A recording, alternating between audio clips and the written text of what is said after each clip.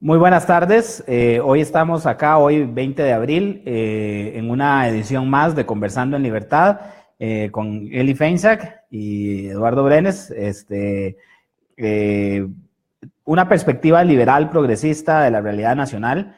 Ya hoy vamos por nuestro tercer programa, Eli, más o menos, creo, Creo que ¿verdad? es el cuarto ya. Ya es el cuarto, ya es el cuarto programa. Ya hemos Exacto. ido mejorando algunas cosas técnicas que hemos tenido problemillas y esperamos que vayamos cada día mejor.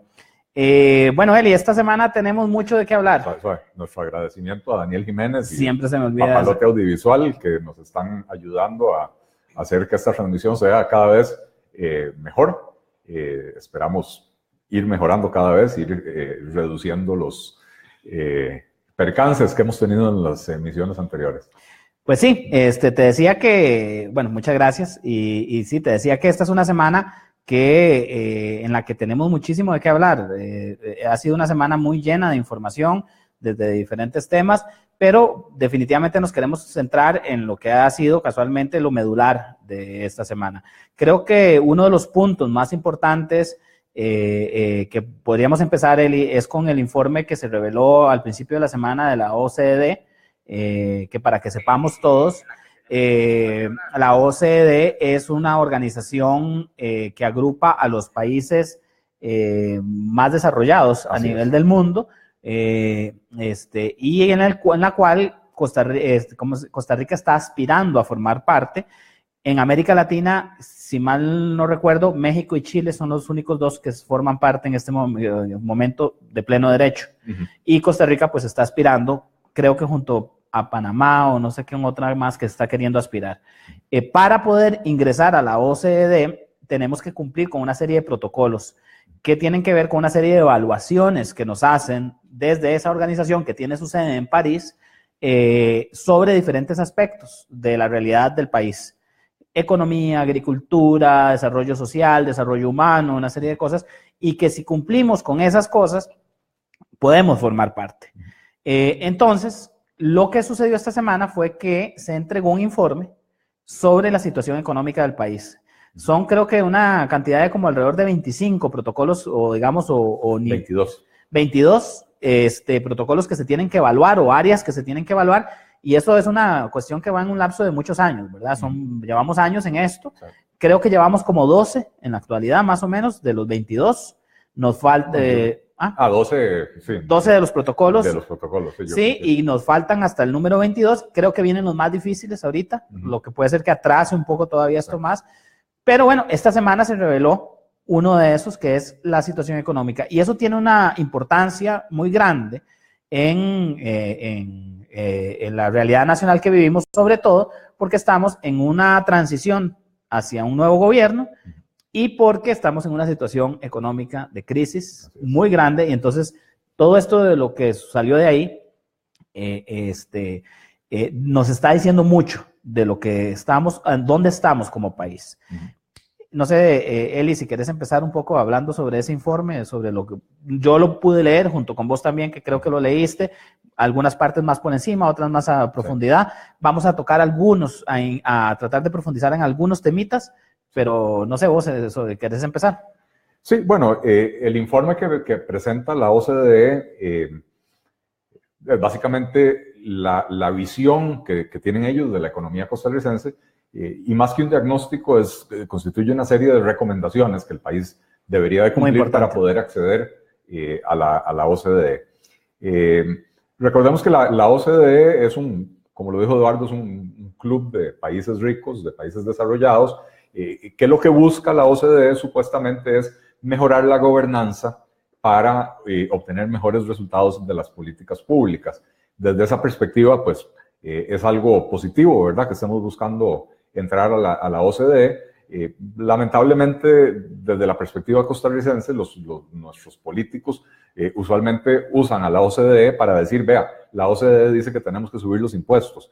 Y todo lo demás que dice la OCDE, como que se hacen de la vista gorda, ¿verdad? Entonces, este informe fue muy oportuno porque vino a decir un montón de realidades que no es que no las supiéramos, sino que se dicen aquí en Costa Rica, pero si uno las dice, entonces le dicen, no, es que usted es un extremista neoliberal de derecha extrema, y entonces si uno critica el gasto en educación, dicen que uno quiere destruir la educación pública, y no hay nada más lejos de la realidad que eso, ¿verdad? Sobre todo eso nos lo dicen mucho los liberales, y yo creo que esa es una cosa, nada más como un paréntesis aquí, que tenemos que empezar a quitar ese mito de que nosotros liberales estamos en contra de la educación pública. Sí. O sea, yo creo que hay que hablar claro y concreto de que nosotros no estamos en contra de la educación pública. Bueno, yo creo que vos sos el historiador aquí de la pareja, digamos, y nos vas a recordar en cuál gobierno fue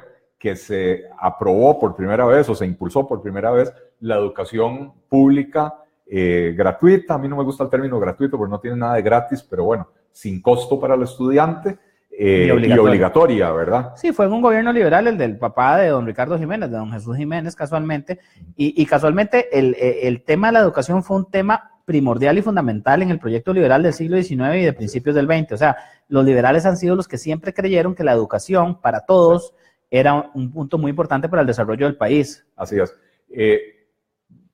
Creo, y lo hemos dicho hasta la saciedad, ¿verdad?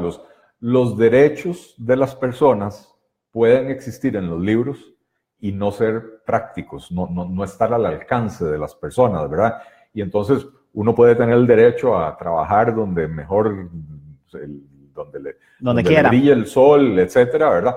Pero bueno, si la ciudadanía, si la población no tiene ciertos conocimientos y habilidades necesarios para acceder a un buen empleo, pues es un derecho de papel, ¿verdad? Porque al final de cuentas en el siglo XIX, la gran mayoría de costarricenses lo que tenían derecho era a sembrar sus chayotitos y sus frijolitos y tal vez un poquito de café en sus fincas, y no mucho más que eso. Y esa reforma educativa fue una cuestión muy disruptora de la realidad económica de las familias, porque las familias tenían muchos hijos y esos hijos eran mano de obra dentro de la finca o donde sembraban, y sacarlos de forma obligatoria por parte del Estado para llevarlos a estudiar, porque los liberales pensaban que tener campesinos preparados podía mejorar a este país, como fue el caso, era algo que los campesinos lo veían como algo malo, decían, ¿por qué se meten? O sea, a mis hijos los educo yo, ¿verdad? Sí, bueno, parafraseando lo que muchos han dicho en estos días, ¿verdad? Y aquí estamos, Eduardo, 135 años más tarde, 140 años más tarde, y seguimos, o sea, sigue habiendo gente pensando que esta es una mala idea. Pero bueno, ya que estamos en el tema de la educación, Eli, ¿qué nos viene a decir?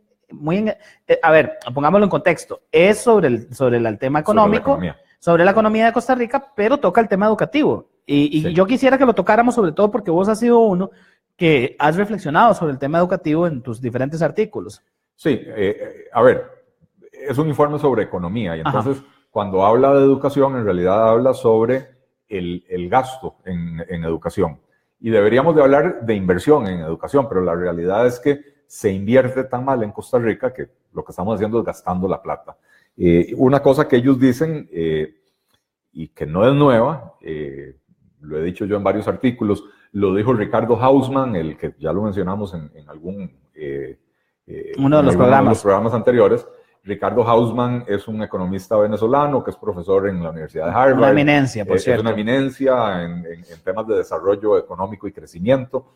Y Ricardo Hausmann vino a dar una charla en Costa Rica hace un par de años y entre otras cosas dijo, si me hubieran dicho que el objetivo era mejorar los resultados de los exámenes PISA en 20 puntos, yo hubiera comprado la reforma.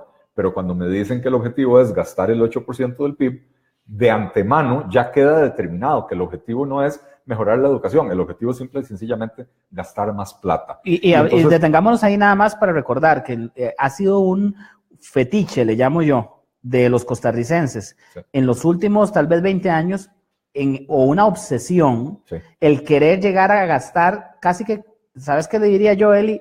Como por tener algo con qué rajar. O sea, por decir, Costa Rica gasta mucho en educación. Y entonces con eso nos salimos y andamos diciendo, es que Costa Rica gasta el 8% del PIB en educación, pero no nos preguntamos qué efectos está teniendo ese gasto. Y hoy creo que Jorge Woodbridge en La Nación escribió un artículo donde hablaba casualmente de lo que habíamos aumentado de inversión en educación en los últimos 10 años. Donde desnuda el desastre de política pública que ha sido, ¿verdad? Porque pasamos de invertir cerca del 4% del PIB a mediados de los años 90 a cerca del 8% del PIB hoy. Cerca de un 8% que tiene trampita, después lo podemos explicar, pero bueno, dejemos esos números por ahí. Cerca también puede ser por arriba, ¿verdad? Ajá, por exacto. arriba o por abajo estamos cerca. Pero hemos pasado de invertir el 4% del PIB al 8% del PIB, lo cual es una duplicación en términos porcentuales. Que es monstruoso. Pero es muchísimo más que una duplicación cuando uno considera el crecimiento del PIB, ¿verdad? Claro. Si el PIB, yo no recuerdo cuánto era el PIB en 1994, pero si el PIB en el 94 eran 20,000 millones de colones y hoy son 30,000, entonces el crecimiento en absoluto, en cantidad de colones, ha sido muchísimo más grande, ¿verdad? Bueno, ellos en el tema específico de la educación hacen varias observaciones y una de ellas es Costa Rica invierte como proporción del PIB más que prácticamente todos los países de la OCDE y sin embargo los resultados de Costa Rica en las pruebas internacionales están siempre entre los 3 peores países de la OCDE, ¿verdad? Entonces, recordemos, nada más para las personas que nos ven, que la OCDE a la hora de hacer estas mediciones siempre nos compara con países que están dentro de la OCDE, ¿correcto? Sí. Digo yo, para que sepan de qué estábamos hablando, comparándonos con respecto a quién. Correcto. La OCDE usualmente hace sus análisis comparativos en términos de los países que ya pertenecen a la OCDE, que son 30 y pico, yo la verdad es que soy malo para retener las cifras, ¿verdad? Pero son 30 y pico de países, la mayoría son países europeos y unos cuantos países asiáticos, y Chile y México en Latinoamérica. Y a veces en las comparaciones incluyen también a los países que están en trámite de admisión a la OCDE, ¿verdad? Entonces, básicamente ese es el universo de las comparaciones. Nos estamos comparando aquí sí con los mejores países del mundo en términos de los mejores resultados de las políticas públicas que ellos implementan. Lo cual a mí me gusta mucho porque últimamente nos hemos vuelto tan conformistas en Costa Rica que nos empezamos a comparar con Centroamérica y empezamos a decir, pero somos los mejores de Centroamérica en esto y somos los mejores de Centroamérica en lo otro. Y bueno, por volvernos mediocres, lo que pasó es que ya los países de Centroamérica nos están empezando a alcanzar y superar, ¿verdad? Sí, claro. Panamá ya nos supera en muchos de los indicadores económicos, ¿verdad? Ingreso no en otras cosas, en términos de sociales, digamos, Costa Rica está mejor que Panamá, pero ingreso per cápita Panamá ya nos superó hace tiempo. Que ahí quiero hacer también una acotación, porque creo que a veces nos enfocamos todo en las cosas malas y creo que también hay que enfocarse en las cosas buenas. El informe de la OCDE hace en su introducción una serie de acotaciones de las cosas buenas que hemos hecho como país. Sí. Y creo que eso es importante anotarlo. A ver, tenemos muchos retos, tenemos muchas cosas que mejorar, pero definitivamente Costa Rica ha hecho cosas bien en los últimos 30 años. Por algo estamos donde estamos y yo creo que hay que también ver el vaso medio lleno, no solo medio vacío. Uno tiende a ser muy exigente, Eli, y tiende a querer estar mejor y sobre todo a uno le da un poco de cólera porque uno se da cuenta que con un poquito de esfuerzo podríamos estar muchísimo mejor y que desgraciadamente por tan malas decisiones que hemos hecho, por tan mediocres que hemos sido, aunque a la gente no le guste, no estamos muchísimo mejor de lo que deberíamos estar. Y esto que decías de la educación y de lo que hemos invertido, yo estuve hace 2 años dando una conferencia en una universidad en México y con gente de Cuba, de México y de diferentes lugares y se quedaban asombrados de los índices de Costa Rica. Y entonces me decían, ay, qué maravilla, Costa Rica es que es diferente, tan diferente en toda América Latina. Yo les decía, sí, pero es que podríamos estar volando. Claro. O sea, podríamos estar volando porque si nosotros lo que hemos invertido en educación, lo que hemos aumentado de inversión en educación, de verdad lo hubiéramos hecho bien, Eli, ¿dónde estaríamos hoy? Si nos hubiéramos despegado, ¿verdad? A la gente se le olvida o tal vez no conoce la realidad, ¿verdad? Pero muchos de los países latinoamericanos, Costa Rica incluida, hace 50 años tenían mejores indicadores económicos, mayor nivel de avance de PIB per cápita, por ejemplo, que países como Corea, Singapur, Taiwán, etcétera, ¿verdad? Y estos países, en parte por el trauma de la Segunda Guerra Mundial y otras cuestiones, emprendieron una serie de reformas, parte de ellas que tenían que ver con la educación, pero la otra parte también, que lo menciona el informe de la OCDE, en materia de promoción de un ambiente sano para los negocios, competitividad, facilidad para iniciar negocios, simplicidad tributaria, etcétera, ¿verdad? Mercado laboral. Temas que menciona el informe de la OCDE, que son áreas de mejora para Costa Rica, y entonces estos países, digamos, acometieron las reformas y se dispararon, ¿verdad? Entonces, a lo largo de las últimas décadas hemos hablado de los tigres asiáticos y de los BRICS y de los, no sé, diferentes, del milagro celta, qué sé yo, y son países que hace 20, 30 o 50 años estaban peor que nosotros. Sí, y digamos, nosotros nos hemos quedado estancados y no hemos hecho estas reformas, que son las que recomienda la OCDE, pero que no solo las recomienda la OCDE, es que para mí eso es importantísimo, ¿verdad? Estos son temas que se han venido conversando en Costa Rica desde hace mucho tiempo, que muchos en Costa Rica hemos sostenido que es necesario hacer este tipo de reformas que recomienda la OCDE, y sin embargo, bueno, nadie es profeta en su tierra, ¿verdad? Eli, nosotros tenemos un instrumento en Costa Rica que yo también, volviendo al tema de esa vez que andaba en México, que me quedé impresionado de lo valioso que es y que uno no se da cuenta, que es el informe del Estado de la Nación. Sí.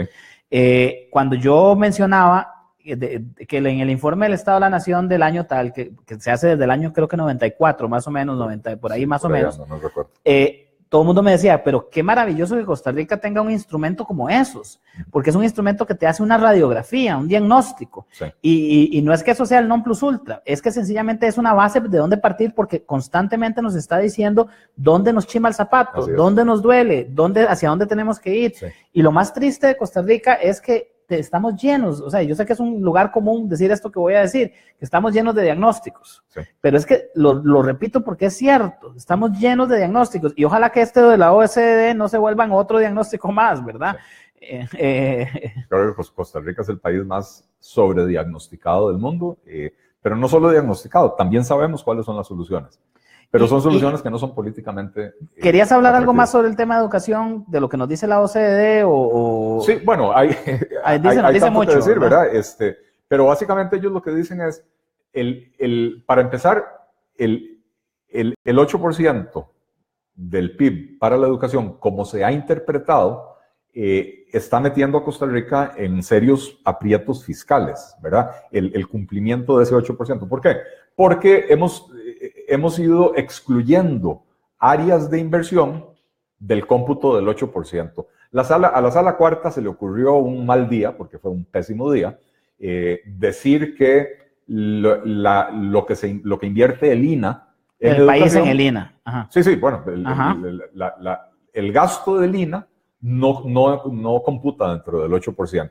Y con una argumentación jaladísima de los pelos. Yo he dicho en otras ocasiones que la sala cuarta debería de tener una composición diferente. En la sala cuarta debería de haber economistas e ingenieros, además de abogados, ¿verdad? Para que cuando tienen que resolver sobre temas técnicos, no hagan las estupideces que han hecho, ¿verdad? Y con esto no quiero decir que la sala cuarta no sirve, quiero decir que ha metido las patas, y en este tema de la educación en particular, ellos lo que dicen es que como el INA no se financia de la caja única del Estado, sino que viene de contribuciones obligatorias que hacen los empresarios, entonces que esos no son fondos públicos y que por lo tanto no cuentan en el 8%. Perdón, pero las contribuciones obligatorias no son contribuciones. Uno contribuye cuando uno se le pega la gana. Es un impuesto, Una contribución obligatoria es un impuesto que en vez de que lo cobre Hacienda, en este caso lo cobra la caja, lo cobra la caja y se lo traslada al INE, ¿verdad?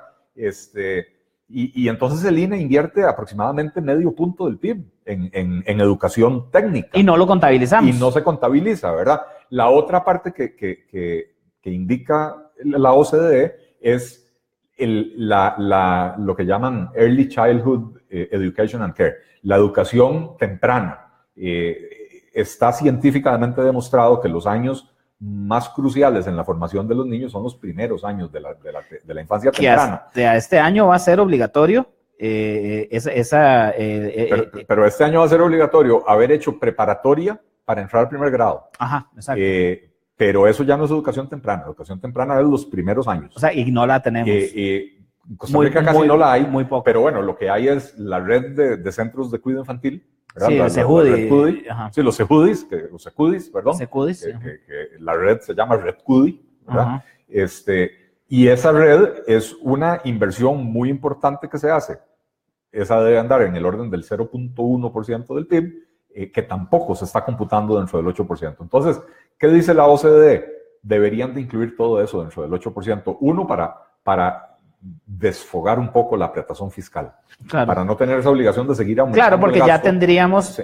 Si contabilizamos esto, ya estaríamos casi ya estamos por encima. Ya estamos por encima del 8, entonces se pueden destinar recursos que normalmente se están destinando a esto hacia otros lados. De acuerdo a las estimaciones de la OCDE, ya andamos por el 8.3% del PIB en inversión. Aquí hay un comentario. Y el otro, perdona, y el otro tema que creo que es importante que menciona la OCDE en términos de educación, es que hay un desequilibrio en cuanto a la cantidad de recursos que se destinan a la educación terciaria, o sea, la universitaria o parauniversitaria, comparado con la educación básica. Que la secundaria es un área tan problemática en Costa Rica, por lo que hemos comentado, y comenté yo en un artículo reciente, de que menos del 30% de los muchachos se están graduando del colegio, ¿verdad? Entonces, invertir tantísimo en la educación terciaria lo que está haciendo es... Estamos hablando de la universitaria, ¿verdad? De la educación universitaria lo que hace es más bien ensanchar la brecha, porque únicamente los que pudieron terminar el colegio están en capacidad de entrar a la universidad. Y donde invertís un montón en educación universitaria, en detrimento de la educación secundaria, y entonces no estás creando la oportunidad para que ese otro 70% de los jóvenes que nunca terminan el colegio puedan aspirar a terminar el colegio, para que puedan aspirar a estudiar en la universidad. Y ahí se une a otro elemento que mencionaban ellos, que es el tema de lo que antes se conocía como deserción, que ya lo hablamos en un programa pasado. Correcto. Y que ahora se conoce como exclusión. Del sistema, que es realmente inaceptable que un país de la OCDE tenga niveles de exclusión o de deserción, como se conocía antes, tan altos. Así es. Hay un comentario de Luis Blanco Baudrit que nos dice: hay que tener control de calidad, se debe exigir resultados a los profesores de primaria y secundaria. Yo creo que lo que dice Luis Blanco es muy importante. Eli, creo que las carencias, o sea, nos hemos venido a dar cuenta ahora que estamos entrando a la OCDE y todo, que el Ministerio de Educación tiene carencias impresionantes, ¿verdad? Sí. No puede ser posible que un ministerio que es uno de los más grandes, o sea, de las empresas más grandes de toda Centroamérica, porque maneja 80,000 trabajadores, 85,000, no tenga métodos de control de calidad de sus maestros y de sus profesores, y que estos profesores a la vez evalúen alumnos, pero no les gusta evaluarse a sí mismos, ¿verdad? Eso por un lado. El otro día mencionábamos y nos contaba alguien, creo que nuestro amigo Luis Daniel González, de algo que nos quedó, a mí me dejó muy impresionado, que fue el tema de que no hay una contabilidad de costos en el Ministerio de Educación. ¿Qué quiere decir que no haya una contabilidad de costos? Que no sabemos cuánto nos cuesta educar a cada estudiante. No lo nosotricemos.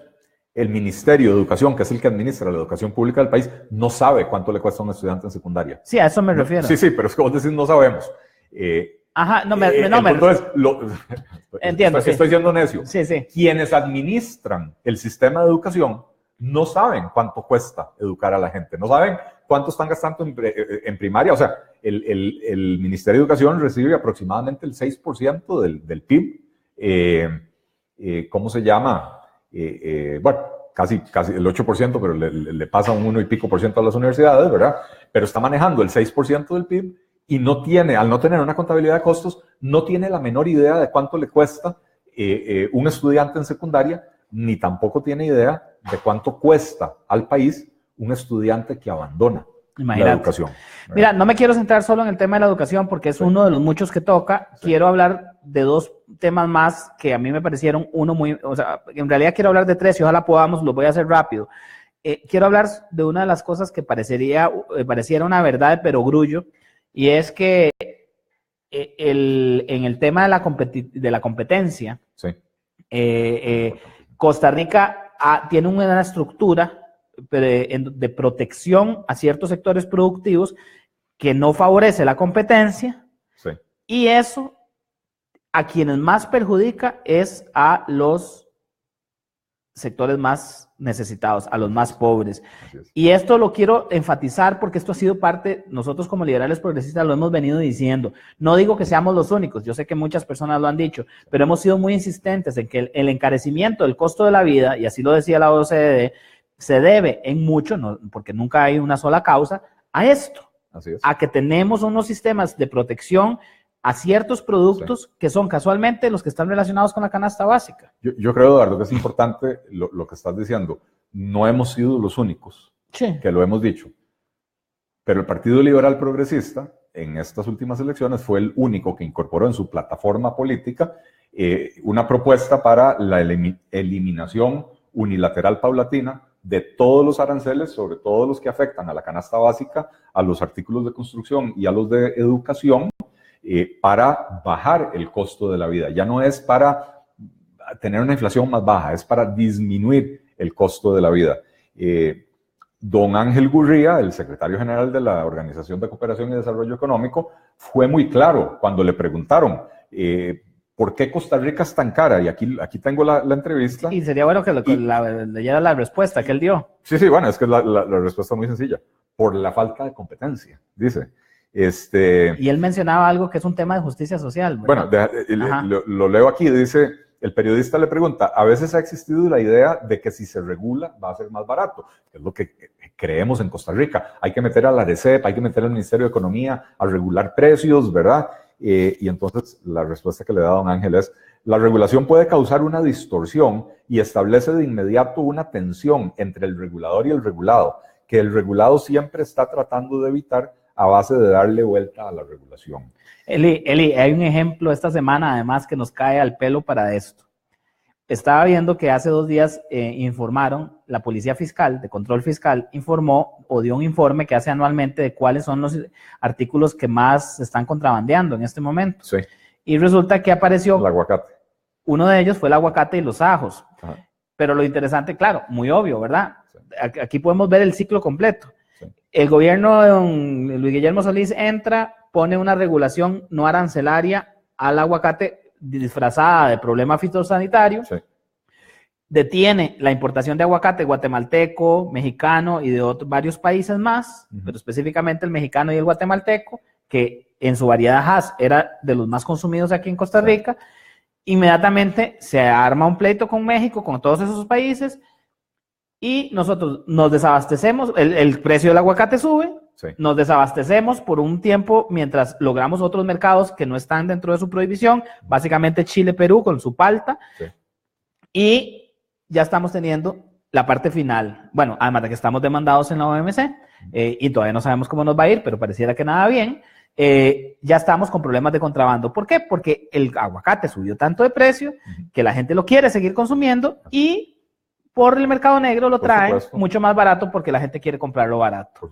Entonces, pero ve qué interesante, no era solo el tema del aguacate que quería decir, me pongo a ver la lista de lo que la Policía de Control Fiscal decía, que es los artículos que más se contrabandean, y era impresionante, son todos los artículos regulados, el alcohol, los cigarrillos, o sea, todos los artículos, entre más mete la mano el Estado para regularlos, empiezan a entrar en el mercado negro. Así es, porque... a ver, ¿por qué se busca la regulación? La gente de buena fe tiende a pensar que la regulación se busca para controlar los precios, para beneficiar a la mayoría. La realidad es que la regulación la busca el propio regulado. Claro. Cuando quiere una cierta protección que impida la entrada de competidores, ¿verdad? Entonces, el precio del arroz, que es el único que hoy en día define el Ministerio de Economía, ¿verdad? El precio del arroz está definido en términos de los intereses de 12 o no me acuerdo cuántos grandes industriales que tiene el arroz de Costa Rica, y sin pensar en las necesidades de los consumidores, ¿verdad? Entonces, siendo el arroz un producto de la canasta básica y de la dieta básica del costarricense, tiene aranceles que van del 40 al 60 y pico %, ¿verdad? Dependiendo de la época del año. Y entonces, al tener ese arancel, es imposible importar el producto de otros países y que todavía sea competitivo. ¿Qué sucede cuando no hay regulación? Bueno, lo que sucede es que si el productor de arroz es ineficiente y alguien detecta la oportunidad de traer arroz de Uruguay y lo puede venir y venderlo 30% más barato en Costa Rica, el productor de arroz costarricense va a buscar la manera de volverse más eficiente para poder seguir compitiendo y poder seguir conservando a su clientela. Claro, porque si no, no tiene ningún incentivo para ser eficiente cuando está protegido. Y eso ha sido la historia eterna de Costa Rica, porque, sí. Eli, hablemoslo claro, a mí que me gusta mucho la historia de este país, yo reviso constantemente la prensa vieja. Eli, te caerías de espaldas si supieras que en los años 30, en los 40, en los 50, esta discusión entre los productores sobre todo de azúcar y de arroz, eran siempre dos mercados muy protegidos. Sí. Y lo han seguido siendo, ¿verdad? Y han formado estas ligas de la caña o con arroz, que además se vuelven en elementos influenciadores del poder, sí. Y que todos quieren quedar bien con ellos. Lo hemos visto en las últimas, en casi todas las elecciones. Sí. O sea, mira, Eli, otro tema que quería tocar básicamente para terminar con esto de la OCDE, porque creo que tenemos otro tema muy amplio, que es el tema de la reforma fiscal, o bueno, de la mal llamada reforma fiscal, es el tema del doing business, o sea, eso que se conoce de las facilidades que tienen las personas, que eso fue otro de los temas que tocó la OCDE, sobre lo dificultoso que tienen, que les resulta a un emprendedor en Costa Rica abrir un negocio. Y hablaba de que si quitáramos todas esas trabas, se podría aumentar, me decías que es la productividad nacional, en un 1,6, decía la producción nacional. La producción nacional, sí. En un 1,6. Crecimiento económico. Dice el informe de la OCDE, déjame ver si encuentro ahora a dónde era que estaba. Yo creo que yo... Aquí está. Dice, y ahí me disculpan porque el informe está en inglés, y dice: reducir las cargas administrativas para las empresas podría incrementar el PIB per cápita en un 1.6% y simplificar los procesos de licencias y permisos podría agregar otro 0,9. O sea, que con hacer la vida más fácil para el sector privado, podríamos incrementar el PIB per cápita, o sea, la riqueza de las personas, en 2,5 puntos. Y esto es importantísimo, ¿verdad? Porque básicamente esto lo que nos está diciendo es, aumentaría el Producto Interno Bruto del país. Que significa recaudar más impuestos. Lo que significa recaudar más impuestos sin necesidad de subirlos, ¿verdad? O sin necesidad de crear nuevos. Estamos en una situación de crisis donde, bueno, ahora ese es el otro tema que vamos a tocar, ¿verdad? El paquetazo de impuestos que nos están queriendo meter en la Asamblea Legislativa. Estamos en una situación de crisis fiscal que la quieren resolver metiendo más impuestos, sin entender que meter esos impuestos puede más bien meterle un frenazo a la economía. Y entonces, por un lado, aumenta la recaudación por la subida de las tasas de los impuestos, pero por el otro lado cae porque cae la producción. Bueno, la OCDE nos habla además una cuestión muy importante ahí, Eli, que dice que uno de los grandes problemas que se refiere al mercado laboral, y que ese es otro tema súper interesante que me gustaría tocarlo después con profundidad, sí. Que habla de que uno de nuestros grandes problemas es la cantidad de personas que están en la informalidad, ¿verdad? Que eso es una de las cosas que se debió haber atacado desde el principio de este gobierno. Digo yo, si no se quería aprobar un verdadero plan fiscal en los primeros 2 años, como se dijo, por lo menos se pudieran haber abocado a ver de qué manera buscaban formas de bajar esa informalidad, que muchas veces está relacionada casualmente con lo dificultoso que es entrar al sistema y lo caro que resulta, que resulta entrar al sistema. Ahí lo mencionaba la OCDE, que nosotros en un promedio empezar a abrir una empresa en trámites y todo se toma 22 días en un primer momento, pero que en la realidad termina siendo alrededor de 3 a 6 meses. Sí. Imagínese, y lo decía esto, creo que aquel economista peruano muy famoso, Hernando de Soto. Hernando de Soto decía que en América Latina se daba la particularidad que era tan caro, tan engorroso y tan entrabado poder abrir negocios, que en realidad solo los ricos eran los que podían abrir negocios, porque eran los que tenían el tiempo y el dinero para poder esperar los permisos necesarios, y los pobres se tenían que contentar con estar en la informalidad, sin ser sujetos a crédito, sin estar escondiéndose de las autoridades que les están cayendo todo el tiempo, sintiéndose además, a ver, Eli, hablemoslo como a nivel psicológico, uno se debe sentir mal queriendo trabajar, queriendo crear dinero, queriendo ganar, o sea, ganarse la vida, sí. y sabiendo que si se mete dentro de la legalidad, se le puede venir el negocio abajo. Entonces, se tira uno a la informalidad, es decir, a estar fuera de la ley. Sí. Y eso a alguien que quiera cumplir con la ley debe ser duro también. Sí, sí, claro.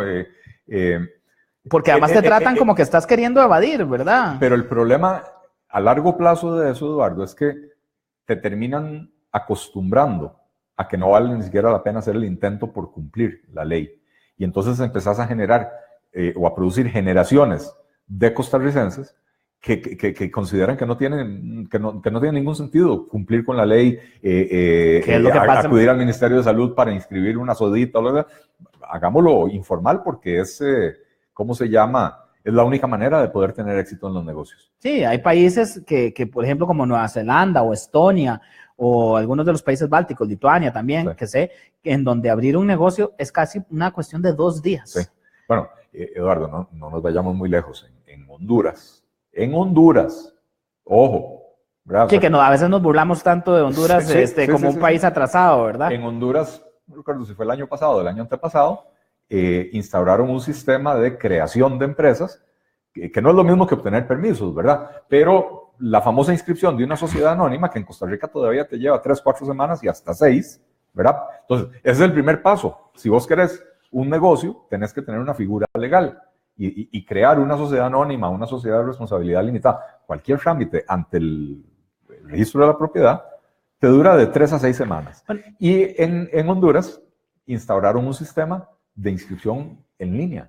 Y entonces vos en 45 minutos entras, cumplís, o sea, demostrás el cumplimiento de los requisitos, te dan una lista de requisitos, entonces dicen, pues, vaya, pague tal derecho, entonces lo pagas en línea, entonces tenés el comprobante, lo subís el comprobante, y en 45 minutos tenés tu sociedad anónima creada ya con cédula jurídica. Y esas cosas se pueden, Nelly. Yo quiero hacer aquí meter un comercial de una buena noticia que leí esta semana que me gustó mucho y que a veces a nosotros los liberales que criticamos tanto sí. El sector público a veces y que a veces se nos resienten, quiero recalcar que, por ejemplo, me pareció muy bien una noticia de la Caja Costarricense de Seguro Social, donde finalmente automatizaron y digitalizaron todo el sistema de incapacidades, lo que va a significar un ahorro impresionante para la Caja, porque ya no va a haber tanta posibilidad de que haya trampa. Lo que hicieron fue ingresar al siglo XX. Estoy claro, Eli. No. Eli, y es positivo. Están eliminando las incapacidades de papel. Ahora, y es una maravilla. Había que hacerlo. Desgraciadamente, en un país en donde a veces nos tenemos que contentar con poquito, yo desearía que estuviéramos mucho más, pero yo creo que también hay que darles un empujoncito, claro. Una palmadita, decir, bien, sigamos por ese camino, ¿verdad? Exactamente. Eli, creo que tenemos que dejar el tema de la OCDE porque nos toca otro tema muy amplio que ha sido de mucha. Antes de que le entremos, nada más para contestarle a don Daniel Prado, que pregunta dónde puede conseguir el informe de la OCDE.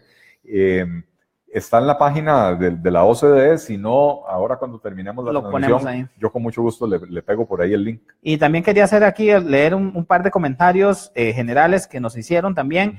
Nati Ramírez nos dice, los liberales estaban muy mal representados, el PLP vino a subir el nivel y eso capta la atención de muchos, la diferencia es abismal.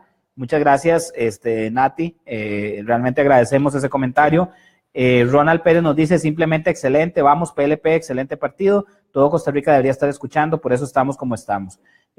Yo quiero agradecer realmente, el PLP no tuvo unos buenos resultados, lo hemos dicho y repetido muchas veces ahora en esta elección del 2018, sin embargo, eso a nosotros no nos ha significado que nos echemos para atrás, queremos seguir con este tipo de espacios porque así es que hay que crear patria y los partidos no deben acabarse apenas terminan las elecciones y volverse a encender 1 o 2 años antes. No, este es el momento cuando los partidos que no quedamos en el poder tenemos que dedicar a la reflexión, a producir pensamiento, a generar ideas para generar planteamientos para la mejora de la calidad de vida del país. Y Eli, tal vez muchas veces, que creo que también este espacio es bueno para decirlo, contemos rápidamente qué estamos haciendo en el PLP, además de este espacio de reflexión.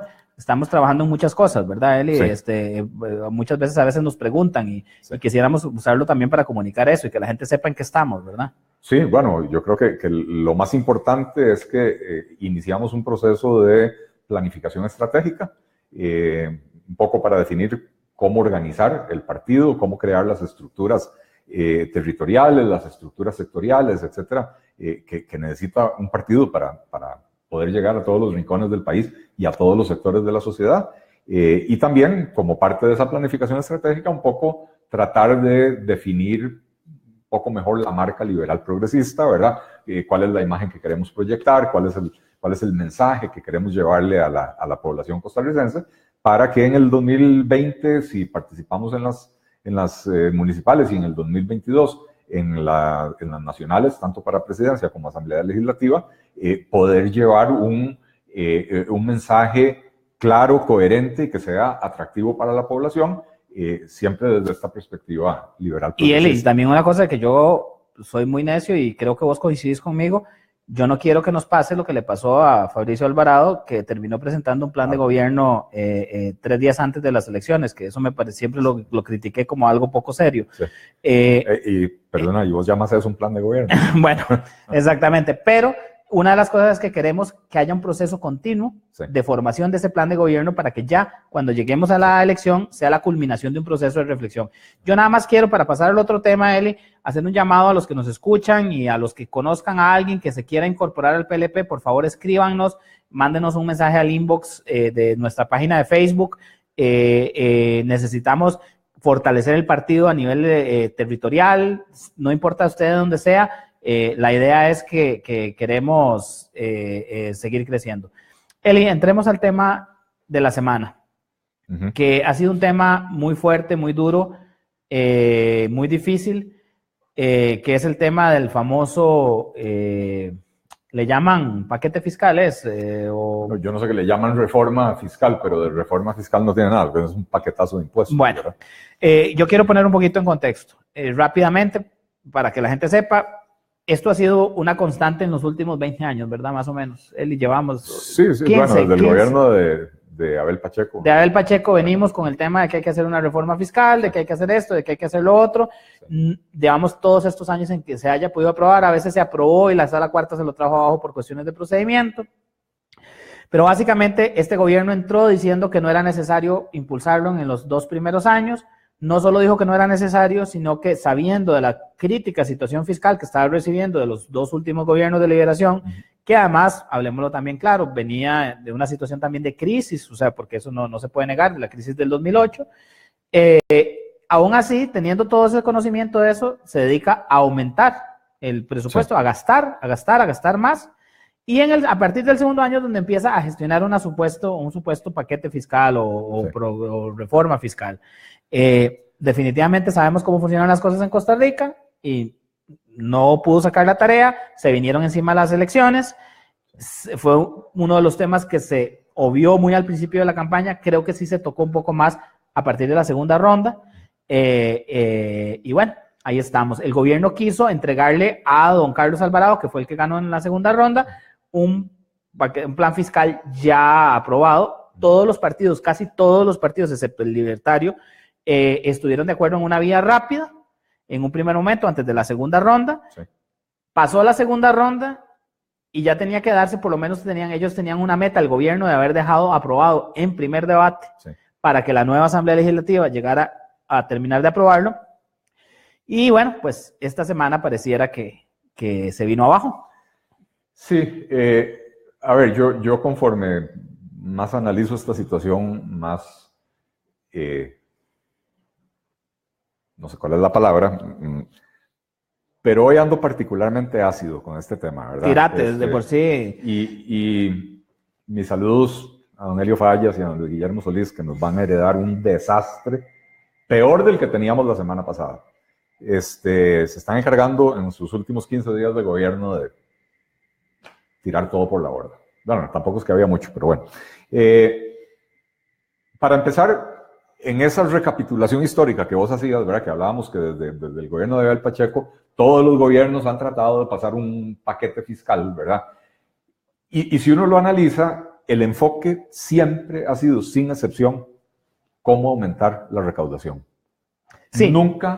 Nunca, por eso es que yo no hablo de una reforma fiscal, porque una reforma fiscal implica agarrar todo el esquema tributario, toda la fiscalidad del país y analizar a ver qué necesita ser ajustado, tanto por el lado de los ingresos como por el lado de los gastos. Sí.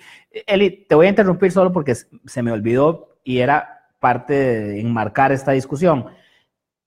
La gran discusión que se está dando ahora, como se ha dado siempre en realidad, pero sí, es una discusión repetida, es que hay un sector de la población, sobre todo la gente, o digamos de los partidos políticos, sobre todo los más estatistas, que dicen, primero, por la premura y por la crisis en que estamos, hay que recaudar a través de nuevos impuestos o de subir los impuestos ya existentes, y después le vamos a entrar al gasto. Sí.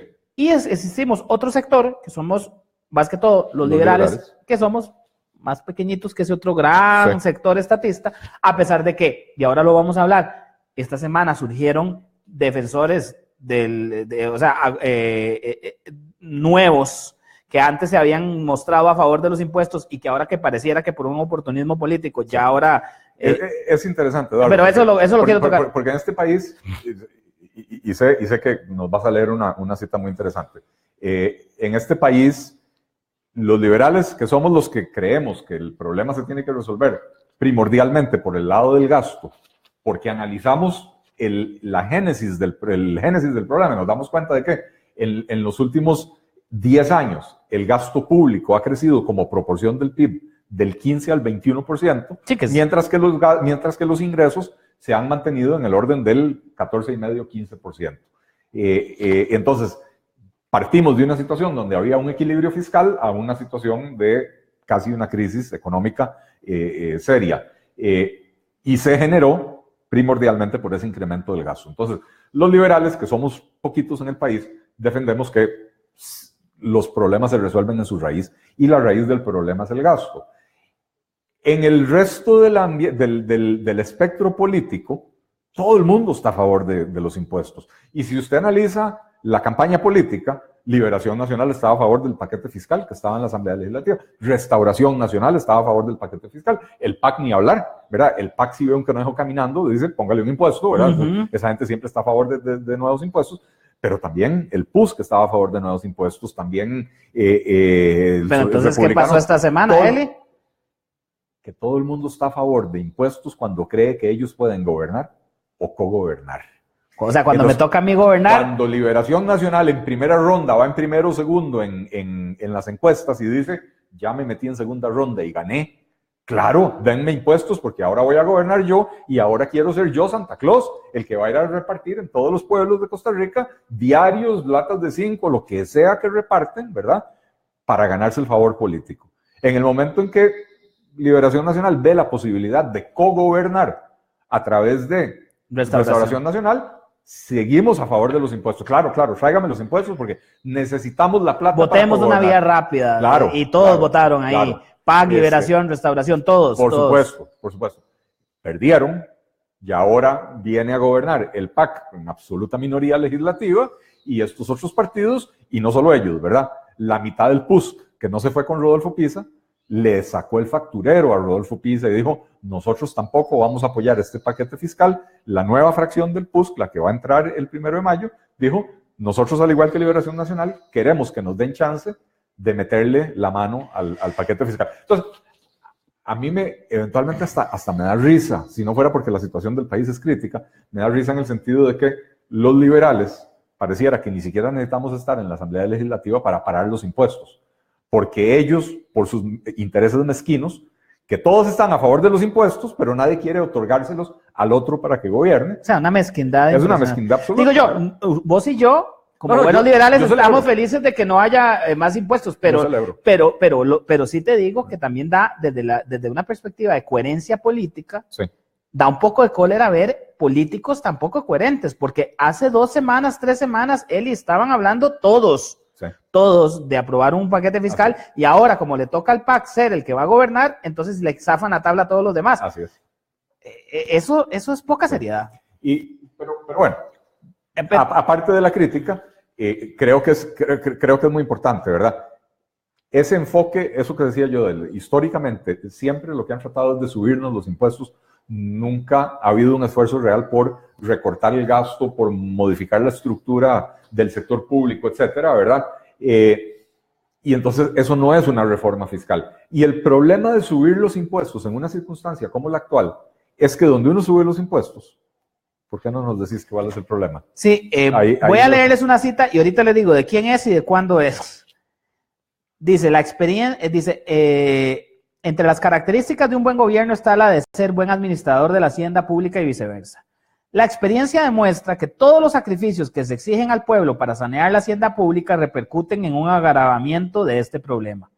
Por cada suma de ingreso adicional que el gobierno recauda, siempre con el propósito de disminuir la gravedad fiscal, esta se aumenta por un motivo muy simple, sarcásticamente simple.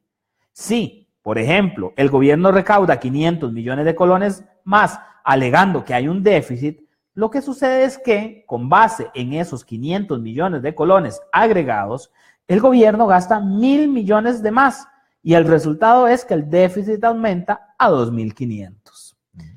Y sigue la cita ahí, dice varias cosas más y dice, estas observaciones son a propósito del proyecto de nuevos impuestos que presentó el gobierno y por el cual el presidente Carazo suplica y exige. Doña Cecilia Valverde Barrenechea, pensadora liberal costarricense, que recientemente falleció el 28 de julio de 1981, en el medio de la crisis más grande que ha tenido Costa Rica en los últimos 50 años. Así es. O sea, doña Cecilia Valverde, en este maravilloso libro que se los recomiendo, que se llama La Libertad Dividida, que es una recopilación de sus artículos, ella era la que escribía la columna de ANFE en La Nación, y es una recopilación maravillosa, se los recomiendo verdaderamente para que vean el pensamiento liberal de esos años, sobre todo los años 80, 70, y tiene una parte dedicada al déficit fiscal, un capítulo de artículos dedicados al déficit fiscal, y uno los lee, Eli, y les podría cambiar 4 cositas y estás hablando de este momento. Bueno, son problemas repetitivos de los cuales la sociedad costarricense ha sido incapaz de aprender. Y entonces, lo que nos advierte doña Cecilia, lo seguimos viendo hoy en día. El problema de subir los impuestos, lo iba a decir yo y me interrumpí porque quería que leyeras esa cita de doña Cecilia. El problema de subir los impuestos es que esto es como una olla de presión. Si la situación digamos, las finanzas públicas están a punto de reventar, subir los impuestos un poquitito es como llegar y tocarle la válvula, abrirle un poco la válvula a la olla de presión para bajar la presión antes de que explote. Y entonces, donde se baja la presión fiscal, los gobernantes se olvidan de la necesidad de reformar el gasto público. Entonces, cuando ellos dicen, deme primero los impuestos y después le entro al gasto, no hay ninguna intención de después entrarle al gasto. Y creo que lo estamos viendo de una manera muy clara, muy transparente. Es impresionantemente descarada la forma en que lo está haciendo este gobierno que dichosamente está a punto de terminar. Está ese paquete de impuestos en la Asamblea Legislativa, que tiene un montón de medidas de aumento, o sea, convertir el impuesto de ventas en IVA y entonces con el IVA se le cobra a todos los servicios, no solo a los bienes. Vienen 2 categorías nuevas de renta personal, entonces a los salarios más altos se les va a cobrar más impuesto, ¿verdad? Vienen varias. Bueno, lo otro es la regla fiscal y después, bueno, vienen impuestos, ¿cómo se llaman estos de ganancia de capitales y qué sé yo? Se sube la canasta básica, sí, por el IVA y esto. Y el paquete fiscal que está en la Asamblea Legislativa tiene una medida de control de gasto. Que es el de las anualidades al sector público. Que era el que metió Tom Solides mediante una moción, que era limitando las anualidades al 1.94% por año, lo cual es significativo porque hay instituciones que pagan 5 o 6%, ¿verdad? Y que solo se la dieran. Eso es lo más importante, que solo se la dieran a los empleados que obtienen calificación de muy bueno o excelente. Ahora ¿qué pasó ayer?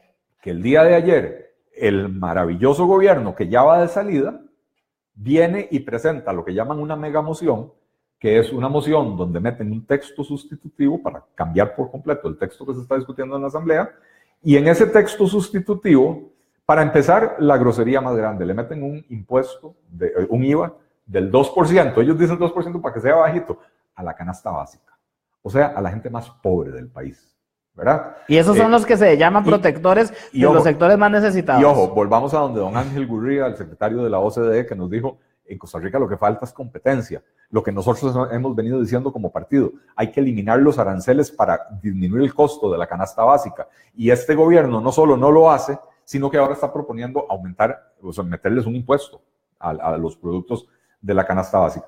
Pero además, vienen y le echan agua a la moción de Otón Solís, que decía que la anualidad máxima fuera 1.94, la suben creo que a 2.54. 2,54. A 2.54, pero un pequeño cambiecito en la redacción, como quien no quiere la cosa, y se le va a dar a todos los que obtengan la calificación de bueno, muy bueno y excelente. Y históricamente, perdona que te atraviese el caballo, Eduardo, y con eso termino, en Costa Rica, el 99.8% de los funcionarios públicos, cuando son evaluados, reciben calificaciones de bueno, muy bueno y excelente. Es decir, resulta que en Costa Rica no hay funcionarios malos, en Costa Rica no hay funcionarios mediocres, todos son de bueno para arriba. Y entonces, nuevamente, esta decisión del gobierno de meter esa moción, yo realmente, Eduardo, yo ya ni siquiera creo que este gobierno esté pensando en términos de dejarle al nuevo gobierno la situación resuelta, ¿no? Yo creo que con esta megamoción lo que hicieron fue decir, embarrialémosle la cancha, ¿verdad? Eso, y Eli, después de que uno ve que esta misma semana sale alguien diciendo, alguien del PAC, no me recuerdo quién era,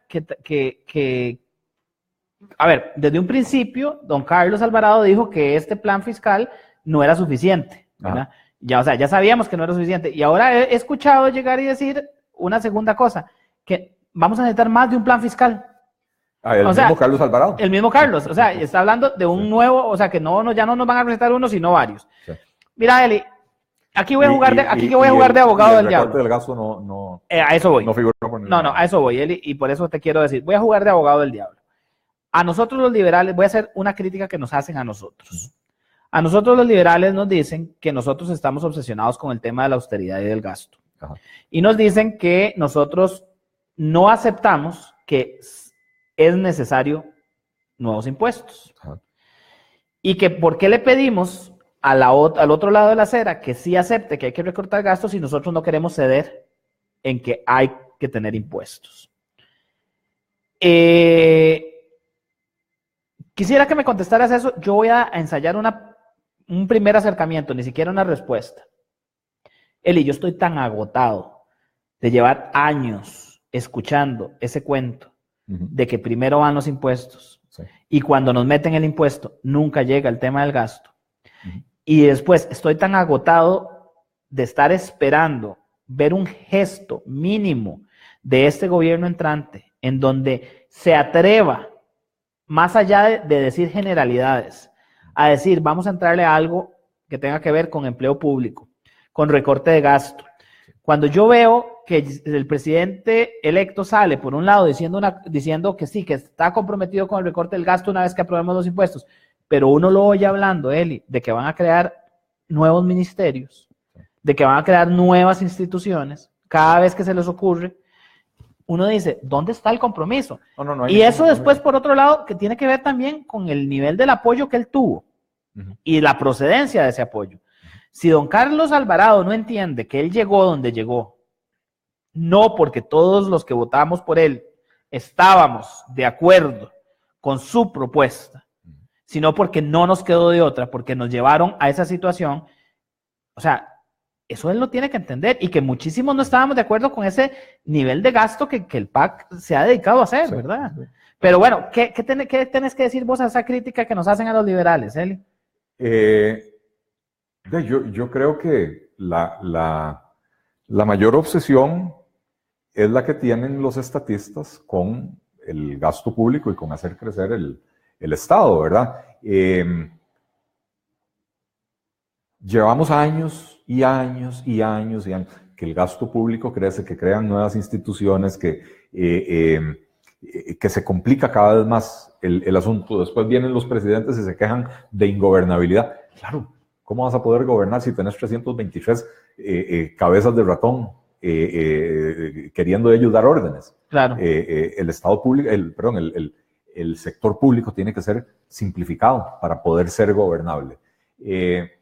Entonces, nosotros no es que estamos obsesionados, es que actuamos como la conciencia de la sociedad para recordarles que cada vez que se han aumentado los impuestos o cada vez que ha crecido la recaudación, no importa por qué motivo, a veces ha crecido la recaudación por crecimiento económico, a veces ha crecido la recaudación por modificaciones de impuestos, por ejemplo, en los últimos 20 años que podemos hablar del impuesto único a los combustibles y algunos otros impuestos que se han creado. No ha habido reformas fiscales, pero ha habido creación puntual el impuesto de las viviendas de lujo, el impuesto ahora se me fue. Pero cada vez que ha aumentado la recaudación, en los siguientes 2 o 3 años, ha crecido el gasto de manera que se anula ese aumento de la recaudación. Y Eli, yo creo que yo también haría una defensa desde la perspectiva liberal de que nosotros siempre hay un lugar común que nos tira muchas veces desde los sectores más estatistas que nos dicen, es que ustedes pretenderían recortar en educación, salud, en esto y que lo otro. Y no, Eli. O sea, nosotros estamos contentos en que haya inversión en temas que son cruciales para el país, educación, salud, competitividad, desarrollo tecnológico, investigación, infraestructura. Pero, Eli, hay tanta cosa en la que se bota el dinero y estas semanas que hemos estado discutiendo este supuesto plan fiscal, que no es un paquete tributario, han salido noticias que nos dicen, mire, por aquí se puede recortar. Te pongo un ejemplo. El MEP nos dicen que pagaron 45 mil millones de colones a personas muertas, fallecidas. Sí. Y a mí me dicen que no hay de dónde recortar. Sí. O sea, que tener un sistema adecuado para poder controlar a quién se le está pagando y ahorrarnos 45 mil millones de colones. Claro, el problema, y aquí lo voy a decir muy claramente, el problema es que nos arrinconaron, Eli. Sí. Nos llevaron a esta situación en donde estábamos al borde del abismo y sí, señores, yo sí se los voy a decir, yo, Eduardo Brenes, muy personalmente, de ahí sí, ahora va a haber que aprobar algo para poder... yo no estoy de acuerdo, no estoy de acuerdo, Eli. Yo no estoy dispuesto a darle el apoyo. Estoy totalmente de acuerdo con tu análisis. Nos han arrinconado. A eso voy. Los estatistas nos han llevado a esta situación de que estamos cerca de un punto de quiebra del país para decirnos, señores, hay que aprobar impuestos, esto es una emergencia. Y entonces, claro, traen al secretario general de la OCDE que dice un montón de cosas bonitas, pero también dice, señores, tienen que subir los impuestos porque necesitan salir del embrollo. Y a la vez tienen a los sectores sindicales con un cuchillo, diciendo, los vamos a paralizar el país con una huelga. Pero ojo, que a los liberales nos critican por ese enfoque en el gasto. Y yo quiero aquí hacer una reflexión. A ver, sí, los liberales, si usted quiere entenderlo de esa manera, nos situamos en un extremo yo no lo veo así, pero nos situamos en un extremo del espectro político que decimos, resolvámoslo por la vía del gasto. Y en el otro extremo tenemos al Frente Amplio, que ellos dicen, no me toque el gasto y no me suba los impuestos que joden a la gente. Crezcamos, nada más aumentemos subamos los impuestos a la gente más rica, a las empresas, etc. Ok, estamos en completo desacuerdo. Pero yo tengo que reconocer que ellos, desde su errada perspectiva o visión de mundo, están proponiendo una solución. Para mí no es la solución, pero ellos están proponiendo cómo tapar el hueco. Los sindicatos, Eduardo, ¿qué están proponiendo? Porque los sindicatos, me vas a perdonar, están en contra de los impuestos indirectos, que vienen en este paquete fiscal, ¿verdad? Del IVA, porque afectan a las personas. Están en contra del impuesto de la renta personal, porque afecta a los empleados públicos que no pueden evadir ese aumento del impuesto. Están en contra de los impuestos a los ahorros en las cooperativas, porque ahora quieren sumar a las cooperativas a su movimiento de protesta. Entonces, están en contra de los impuestos. Y, por supuesto, están absolutamente en contra de recortar el gasto. Y entonces, señores, ¿a dónde viven ustedes? Ustedes viven en el mundo de Mickey Mouse. Aquí sí, este es el mundo de Mickey Mouse, donde no hay ni que subir los impuestos, ni bajarlas, ni recortar el gasto, y nos están amenazando con ir a paralizar el país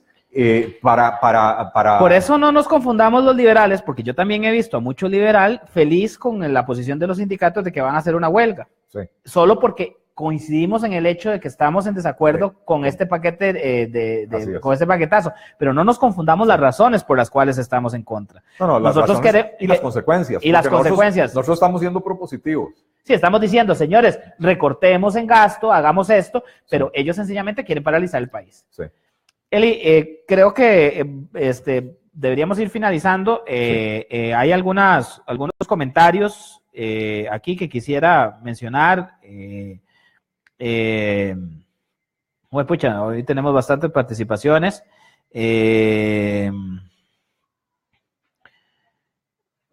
Nos dicen vamos a ver, Ronald Emilio Segura, ¿cuál es su perspectiva? ¿Se van a aprobar sí o sí estos nuevos impuestos o al final la cosa se va a caer como se cayó con la reforma con Laura Chinchilla y Otón y luego al final se aprueban? ¿Cómo hacemos para exigir que esos recursos se empiecen a ejecutar de manera eficaz y eficiente? Eli, yo no, la verdad es que está muy difícil saber si esto se va a aprobar. Bueno, definitivamente ya en esta legislatura que acaba no se aprueban y ahora viene en sesiones ordinarias, entrando la nueva Asamblea Legislativa, y eso se va a tomar su tiempo, sí. Y ahí es donde uno no entiende, y vuelvo a lo del tema de los sindicatos, están queriendo paralizar el país, lo que nos va a significar más pérdidas. Sí. No están a favor de nada de esto, y van a ser los primeros que chillen cuando no haya con qué pagarles, ¿verdad? Bueno, ese es el tema, por eso yo digo, están viviendo en el mundo de Mickey Mouse. Porque los han dejado, Eli, también. Claro, porque los han dejado envalentonarse. Porque claro. En estos 4 años, esa supuesta paz social, sí, de la que alardean muchos, sí, no fue más que complacencia absoluta con el sector sindical. Sí, así es. Y vuelvo al punto que quería hacer. No quieren recortar el gasto, no quieren subir los impuestos, quieren paralizar el país para que la producción nacional caiga, ¿verdad? Porque cada día... Si sacamos un promedio, el año tiene 52 semanas, 2 semanas son de vacaciones, ¿verdad? Legalmente, entonces son 50 semanas laborales. Cada semana es un 2% del PIB, ¿verdad? Entonces, cada semana que ellos estén en huelga, perdemos 2 puntos del PIB. No totalmente, porque acordate, no va a estar completamente paralizado, pero bueno. Acordate que entrando Luis Guillermo le tuvieron una huelga de mes y medio en el Ministerio de Educación. Por eso te digo, bueno, ese fue el Ministerio de Educación. Aquí están tratando de hacer un paro nacional. Es mucho más grave y por eso estoy hablando de esto, de que cada semana representa un 2% del PIB en promedio. Y si logran paralizar el país lo suficiente, bueno, las pérdidas económicas son muy significativas. Entonces, a ver, no quieren más impuestos, no quieren recortar el gasto y quieren disminuir la producción. ¿De dónde quiere que saquemos la plata para pagarle sus salarios, señores? Sus salarios, sus privilegios. Sus pluses, todo lo demás, ¿verdad? Y entonces, después caemos en una crisis económica profunda que empobrece enormemente a toda la población y de la cual no vamos a poder salir sin la ayuda de organismos como el Fondo Monetario Internacional, y el Fondo Monetario Internacional lo primero que va a venir a decir es, señores, si ustedes quieren mi ayuda, si ustedes quieren un paquete de rescate, lo que tienen que hacer es recortar salarios en el sector público un 15%, despedir a un 10%. Y ahí van a gritar neoliberales, esto, lo otro. Sí, pero se van a tener que quedar callados porque no va a haber plata para pagarles el salario. Definitivamente. Hay muchos comentarios, subir impuestos da permiso a subir otra vez y el pueblo que pague. No se equivoquen, el gobierno no va de salida, simplemente es un cambio de cara y Carlos seguirá con la agenda fiscal tal como lo está. Lo que me lleva a preguntarles cómo 2 liberales pudieron votar por el PAC. Bueno, yo creo que nosotros tenemos 2 documentos donde explicamos cuál fue, que no vale la pena seguir en eso. Yo creo, Eduardo, que o sea, si hay alguna pregunta específica, sí, leámosla. El presupuesto de educación debe ir a los estudiantes, no a los funcionarios. Bueno, yo pues si quería mencionar algunas de las cosas que se están comentando ahí. Sí. Básicamente, Eli, tenemos para la semana que viene, para ir cerrando, ya viene el anuncio del gabinete. Vamos a ver qué vienen con el gabinete. Eso yo creo que ha sido como hacer encaje de bolillos, porque meter a tanta gente y a tantos grupos y sectores creo que ha estado bastante complicado para el señor presidente electo. Sí. Nos viene ya la elección de directorio legislativo para el 1 de mayo, otro tema que va a ser interesante. Y bueno, nada más quiero hacer una mención muy específica, Eli. Nosotros como liberales al tema de Nicaragua rápidamente. Lo que está sucediendo en Nicaragua es un tema, y quiero oír a alguien decir, no nos preocupemos por Nicaragua, preocupémonos por nuestros problemas. Señores, nuestras historias están unidas, la de Nicaragua y la de Costa Rica. No en vano tenemos aquí la cantidad de nicaragüenses que están. Si a Nicaragua le chima el zapato, a nosotros vemos las consecuencias. Y desgraciadamente en este momento estamos ante algo, Eli, muy grave. Sí. Esa revolución que se hizo contra Somoza hace 40 años, que era un régimen corrupto, que le pegaba, apaleaba a su pueblo y que limitaba la libertad de expresión, estamos viendo hoy a esos que lucharon contra ese dictador haciendo exactamente lo mismo. De nada valieron 40 años para que terminaran haciendo exactamente lo mismo. Y muy preocupante para Costa Rica que Nicaragua entre en una dinámica conflictiva, porque ya sabemos también la presión migratoria que eso puede significar. Así es. Pero básicamente la libertad de expresión creo que es uno de las libertades que tenemos que defender a capa y espada. Así es, y creo que debemos mandarle nuestra solidaridad al pueblo de Nicaragua. Al pueblo de Nicaragua. Al pueblo de Nicaragua que es víctima de estos regímenes. Lamentablemente no han podido salir, excepto por periodos muy cortos, de estos regímenes abusivos, ¿verdad? El de Somoza, el de los sandinistas. Y después pedir responsabilidades aquí también, Eli. Yo en esto quiero ser un poco enfático rápidamente. Aquí hay partidos que han ido a celebrar con esos sátrapas que están en este momento, año tras año, sí. La revolución sandinista. Bueno, por eso sus partidos pasan de tener 9 diputados a tener 1, ¿verdad? Sí. Por cosas como esa. Y hoy estamos viendo justamente por qué es un error votar por partidos como el Frente Amplio, ¿verdad? Más allá de las diferencias ideológicas que uno pueda tener, es gente que acuerpa regímenes que niegan las libertades básicas de las personas. Para terminar después, que quiero hacer nada más esta acotación, que es de las cosas que más risa me da, cuando estos regímenes que son socialistas y que los defienden durante un cierto tiempo, cuando caen en estos problemas, entonces los llaman neoliberales. Porque ahora escuché a gente de izquierda diciendo es que este es un régimen neoliberal, el de Ortega y Chayo. Sí, bueno, pero vos sabes que la izquierda es muy, muy divertida en ese sentido, ¿verdad? Entonces ellos se dividen entre la extrema izquierda y la super extrema izquierda, y entonces John Fonseca está criticando el régimen porque es neoliberal y el Frente Amplio acuerpa al régimen, ¿verdad? Sí, pero esos son juegos, pero en todo caso nuestra solidaridad con el pueblo de Nicaragua, ojalá que salgan adelante de esto. Pues muchas gracias por habernos acompañado hoy en Conversando en Libertad. Los esperamos el próximo viernes en una edición más de este programa Liberal Progresista. Un agradecimiento nuevamente a los muchachos de Papalote Audiovisual, Daniel Jiménez, que tan amablemente nos han ayudado hoy y la semana pasada a hacer que esta transmisión haya sido bastante mejor que las anteriores. Hoy ya no tuvimos interrupciones y ya eso es un gran éxito. Seguimos teniendo problemas con el tema de la iluminación, pero poco a poco vamos resolviéndolo. Muchísimas gracias a todos por escucharnos. Volvemos a conversar en libertad la próxima semana con los temas de actualidad. Muchas gracias.